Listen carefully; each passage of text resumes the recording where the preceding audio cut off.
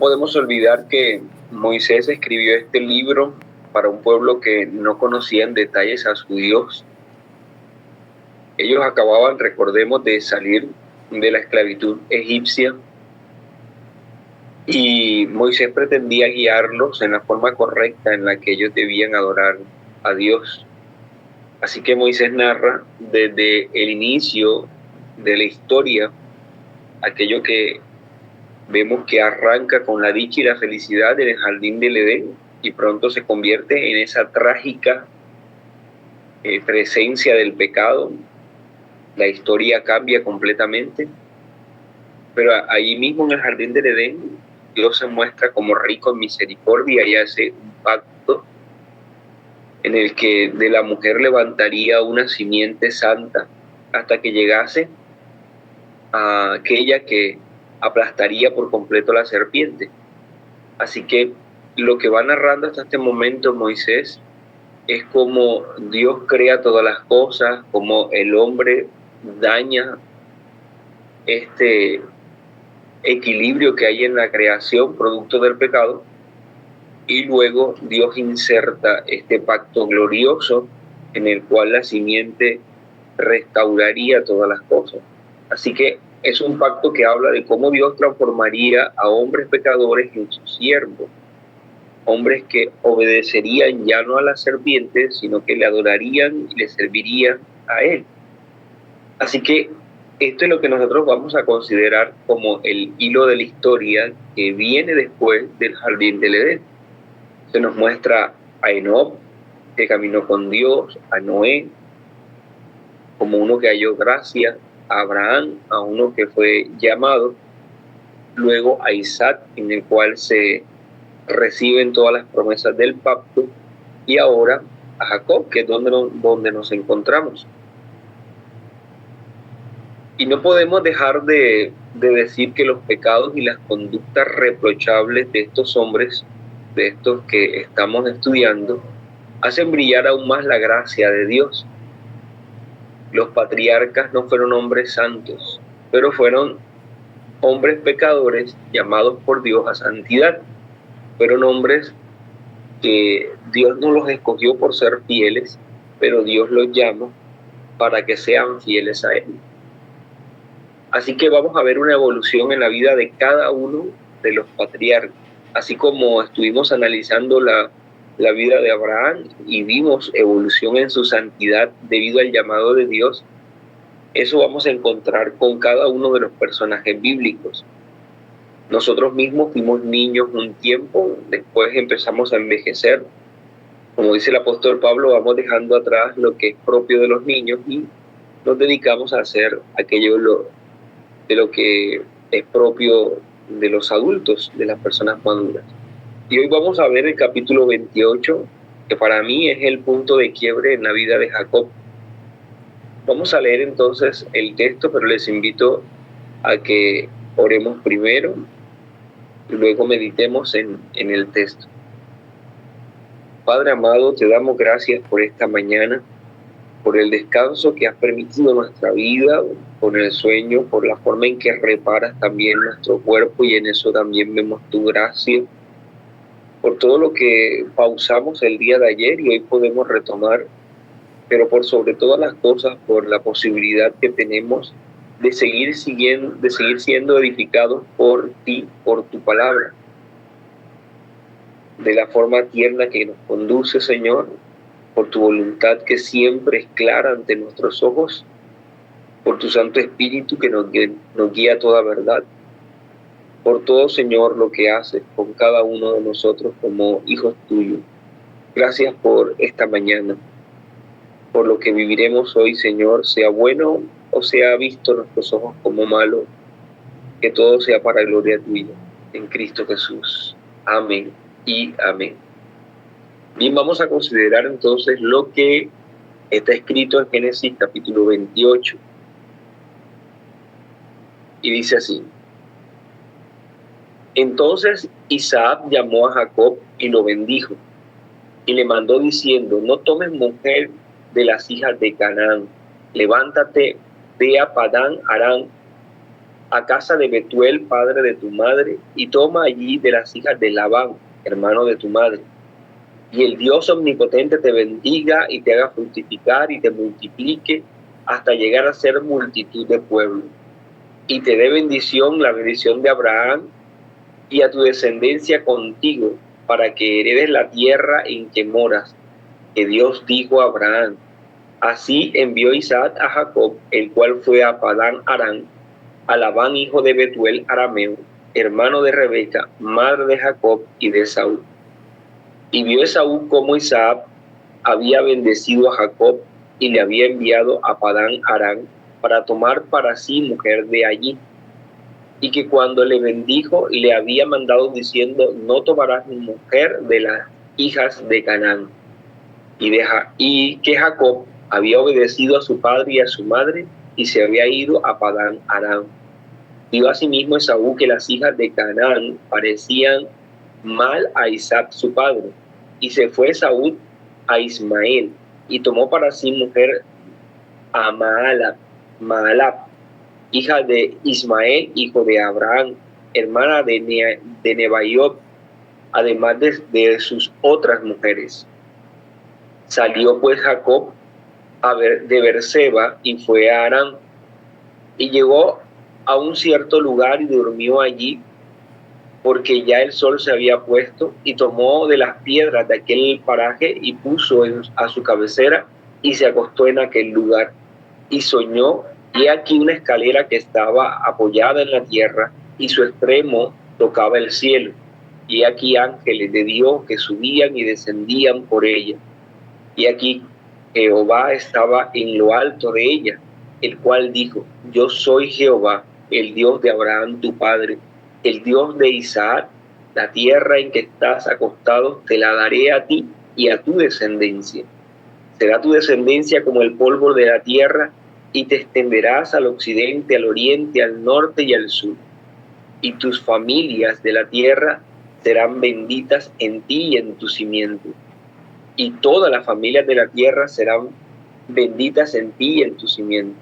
He aquí yo estoy contigo y te guardaré por donde quiera que fueres, y volveré a traerte esta tierra, porque no te dejaré hasta que haya hecho lo que te he dicho.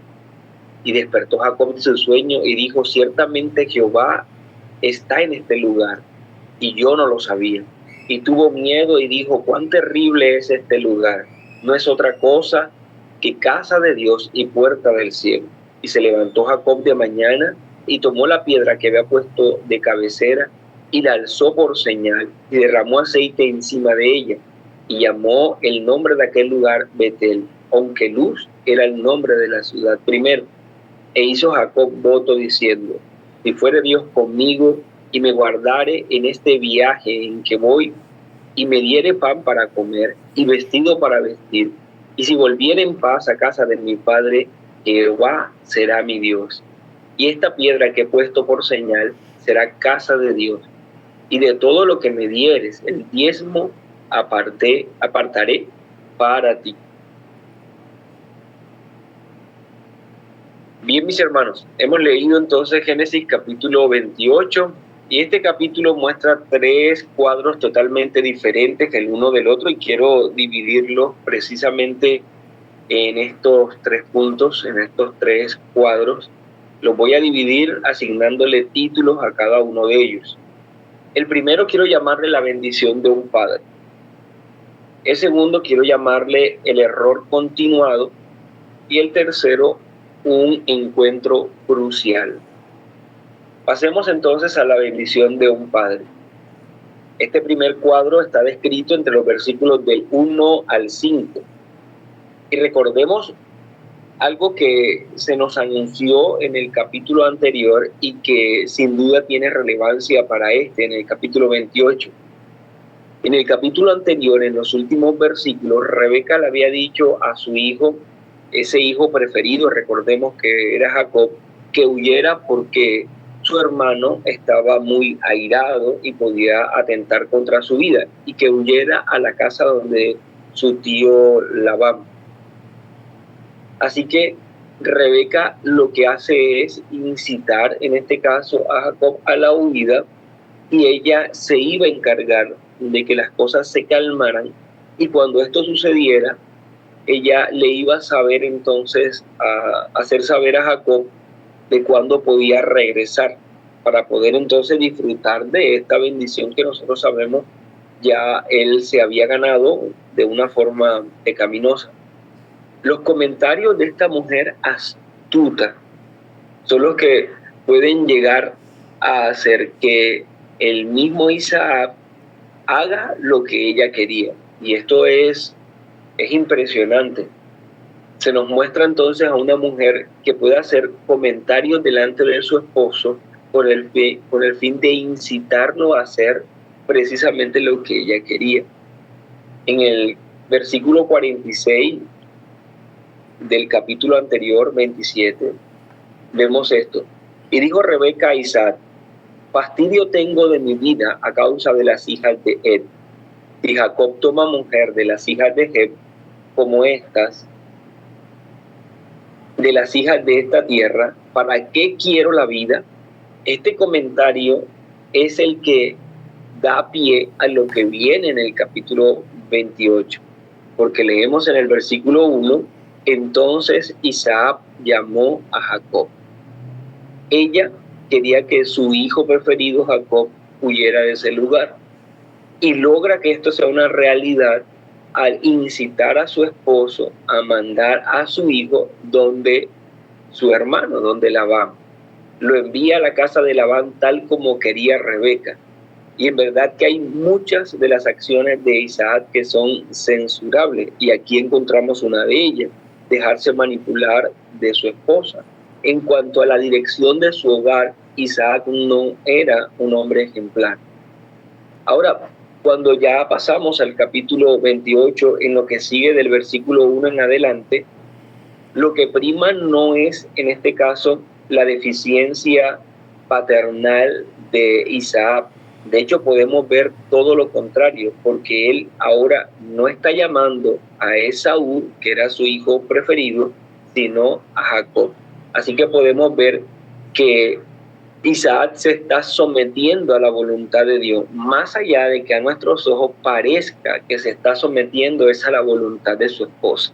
Pero él se está sometiendo a la voluntad de Dios, ya que él sabía muy bien de antemano que las promesas se estaban dando y la bendición de parte de Dios no al mayor, sino al menor.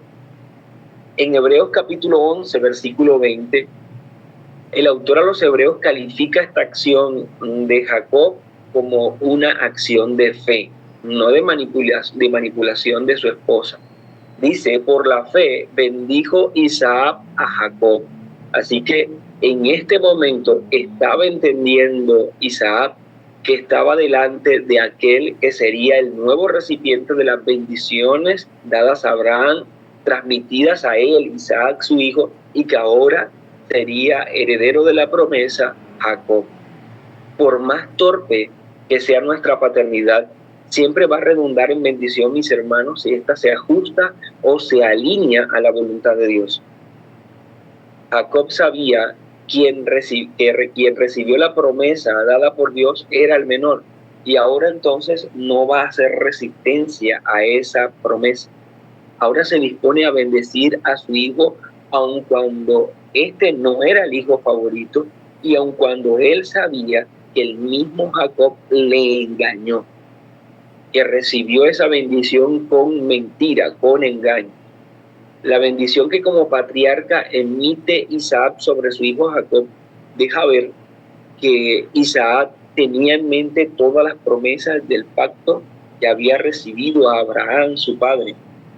Quiere decir que para ellos hacía parte de esa revelación especial. Cada palabra que Dios había dado a Abraham fue transmitida a Isaac, y cada palabra que recibió Isaac fue transmitida entonces a Jacob, ahora su hijo. Así que no había duda en el corazón de Isaac de la fidelidad de Dios. Podemos ver infidelidad en su rol en cuanto a padre a Isaac, como Isaac. Podemos también ver infidelidad en cuanto a los hijos vemos una familia que está fracturada enormemente, pero aún así Isaac habla de la fidelidad de Dios. Y podemos señalar estas tres promesas que hacen parte del pacto que Dios hizo con Abraham y que luego van a ser recordadas por Isaac. Recordemos que a Abraham se le promete simiente, tierra y bendición. Y son estas las tres promesas que recuerda Isaac a su hijo. Este padre le recuerda las promesas de Dios y podemos considerar que si hay algún legado que debemos transmitir a nuestros hijos, por lo menos los que somos padres el día de hoy, si existe un depósito que debemos transmitir a la próxima generación, es aquella que debemos señalar como la memoria de las palabras de Dios.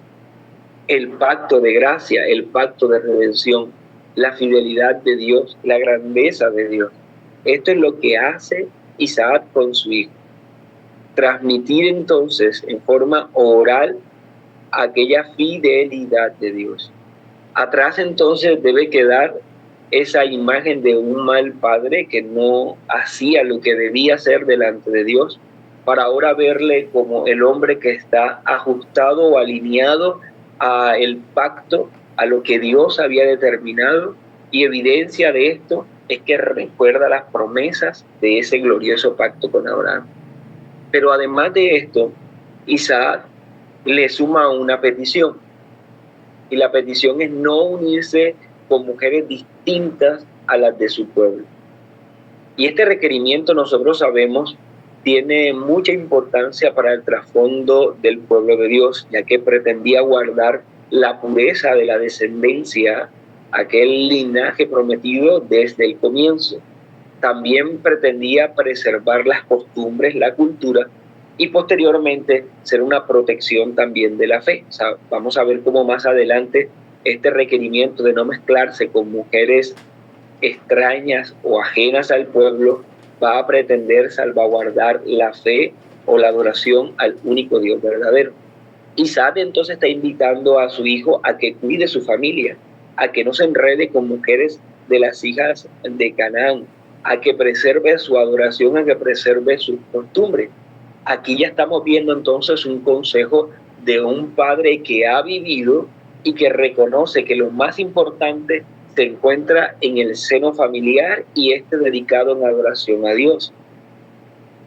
Esto habla de la disposición del corazón de Isaac por guiar a su hijo en esta bendición patriarcal que debería ser continuada por Jacob, más allá de la forma en que él arbitrariamente consiguió esta bendición. Ahora esta bendición está siendo otorgada específicamente por su padre. Isaac entonces está otorgando la mayor bendición que un padre puede otorgar a un hijo, la palabra y el consejo de salvaguardar la pureza de la adoración familiar. Todo esto es coronado con esta expresión de Génesis 28:3, en esa oración de Isaac por su hijo: y el Dios omnipotente te bendiga. Aquí entonces el patriarca utiliza este nombre de Dios, El Shaddai. No podría desearse algo mejor para nuestros hijos, sino que Dios sea por ellos, que Dios esté al lado de ellos, que el omnipotente los cuide, los proteja, los bendiga. Esta es la oración de Isaac, una oración que era conforme a la voluntad de Dios. Este es entonces el primer cuadro, la bendición de un padre. Pasemos al segundo, y es el error continuado. En cuanto al error continuado, va desde el versículo 6 al versículo 9. Y aquí podemos señalar que a esto se refería el autor a los hebreos cuando dice en Hebreos 12:17, porque ya sabéis que aún después, deseando heredar la bendición, fue desechado, y no hubo oportunidad para el arrepentimiento, aunque lo procuró con lágrimas. Y puede ser este entonces el cuadro que tenía en mente precisamente el autor a los hebreos, porque se nos dice en Génesis 28 que Esaú escuchó la petición que Isaac le hizo a Jacob de no tomar mujer de las hijas de Canaán, Y Esaú decide acatar esa orden, aun cuando no es para él. Pensando entonces Esaú que así se estaría de alguna manera acercando o amistándose con su padre, congraciarse con sus padres.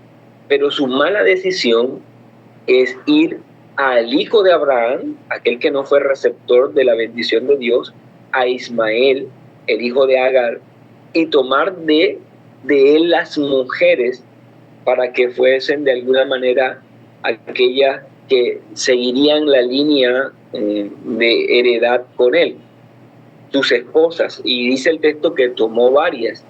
Y podemos pensar que Esaú está intentando hacer lo bueno desde la perspectiva de los hombres. Podría luego reclamar de alguna manera una herencia patriarcal, ya que se está acercando a Ismael. Y aun cuando esto, hablándolo en un sentido de los hombres, pudiera ser cierto, en verdad lo que está haciendo Esaú es aún peor que lo anterior, ya que se está alejando más del plan de bendición de Dios. La genealogía que iba a ser bendecida no era en los hijos de Ismael. Esta no era la genealogía que iba a gozar de las bendiciones de Dios. Aquel que no considera bien entonces lo que hace, lejos de buscar solucionar una mala situación, puede que la empeore, como el caso de Esaú. Y el tercer cuadro, mis hermanos, que vemos es un encuentro crucial, que lo encontramos desde el versículo 10 hasta el versículo 22. Quisiera empezar en cuanto a este tercer cuadro considerando o advirtiendo más bien que algunos comentaristas bíblicos aseguran que en este relato no se narra la conversión de Jacob. Algunos comentaristas piensan que la conversión de Jacob se dio por allá en capítulos más adelante, 32, 35, cuando él lucha con el ángel, ¿recuerdan? Pero esto para mí no es correcto, porque si nosotros pensamos que la conversión de Jacob viene después de la lucha con el ángel, estaríamos asegurando que la conversión se da por la disposición del hombre, y nosotros sabemos muy bien que esto no es así. Así que no debemos enfocarnos tanto en lo que hace o dice Jacob en este relato del capítulo 28, sino que debemos enfocarnos en Dios, lo que él hace. Y luego la respuesta de Jacob viene como consecuencia a lo que Dios hace. Podemos señalar que este es el encuentro que marcará la diferencia en la vida de Jacob, el inicio de un viaje, que ahora ya no será más Jacob el tramposo, sino aquel que de aquí en adelante será el receptor de las promesas dadas por Dios a él. Uno, el que Dios le ratifica el pacto dado a Abraham, y de paso esto habla mucho de la condición que tenía entonces Jacob ahora delante de Dios. Dios nunca pactó con uno que no fuera receptor de las promesas de redención. No pactó Dios con un incrédulo. Así que Dios está pactando en este caso con Jacob, dando evidencia que ahora Jacob goza de una nueva condición. Dividamos en dos este encuentro crucial que acabo de señalar como crucial entre Dios y Jacob, y vamos a verlo entre lo que Dios hizo y la respuesta de Jacob. Primero, ¿qué fue lo que Dios hizo? Estamos frente a una de las manifestaciones teofánicas, así nos muestra el texto, cómo Dios se comunicaba con sus siervos en el Antiguo Testamento. Dios entonces permite que los sentidos reciban entonces nueva revelación, la vista y los oídos. En cuanto a la vista, Dios hace que Jacob tenga una visión en un sueño, una escalera que estaba en el cielo y que descendía hasta la tierra, y ángeles también subían y bajaban.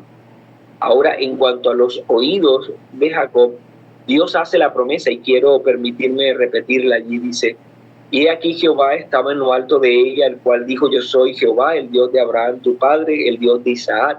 La tierra en que estás acostado te la daré a ti y a tu descendencia. Será tu descendencia como el polvo de la tierra, y te extenderás al occidente, al oriente, al norte y al sur, y todas las familias de la tierra serán benditas en ti y en tu simiente. He aquí yo estoy contigo, te guardaré por donde quiera que fueses, y volveré a traerte a esta tierra, porque no te dejaré hasta que haya hecho lo que te he dicho. Dios se presenta entonces delante de Jacob como el Dios de sus padres, el Dios de Abraham y Dios de Isaac. Así que desde la perspectiva de Dios, ahora Jacob estaba siendo insertado a aquellos que eran receptores del pacto. No importa si nosotros vemos a Jacob como el tramposo, si la historia le muestra como el tramposo, lo importante es que reconozcamos que Dios estaba cumpliendo con su voluntad. La voluntad de Dios no se estaba alterando, aun cuando la culpa y la vergüenza era para Jacob, para Esaú, para su madre. Ahora entonces él recibía las bendiciones que venían de parte de Dios. Ahora él incluso iba a ser un peldaño más en la promesa mesiánica, ya que se le dice que de en medio de él vendría la simiente, aquella simiente en la que serían benditas todas las familias de la tierra. Preguntémonos, mis hermanos, ¿quién era Jacob para que se hiciera merecedor de todo esto? Definitivamente él no era nadie. Y nosotros sabemos que cuando el Señor vino a nuestro encuentro, estábamos muertos en nuestros delitos y pecados. Y nuestra vida cambió de ahí en adelante. Por eso vemos la respuesta de Jacob. Y por favor, mi hermano, esto es lo que a mí me hace pensar que desde este encuentro la vida de Jacob fue otra, empezó a cambiar. Él tenía que crecer, tenía que madurar en la fe, como lo hizo Abraham, pero su vida cambió desde este momento, desde que vio a Dios, desde que le escuchó a Dios y desde que recibió esas promesas particulares. ¿Cuáles son las acciones de Jacob? La primera es que su percepción de la presencia de Dios cambió. En el versículo 16 dice, despertó Jacob de su sueño y dijo, ciertamente Jehová está en este lugar, y no lo sabía. Él no había visto a Dios, ahora lo ve, ahora entiende su presencia. Lo segundo es que su corazón se inundó de temor. Dice, y tuvo miedo y dijo, solamente uno que ha experimentado la gracia experimenta también el temor a Dios. Lo tercero es que adoró y consagró ese lugar.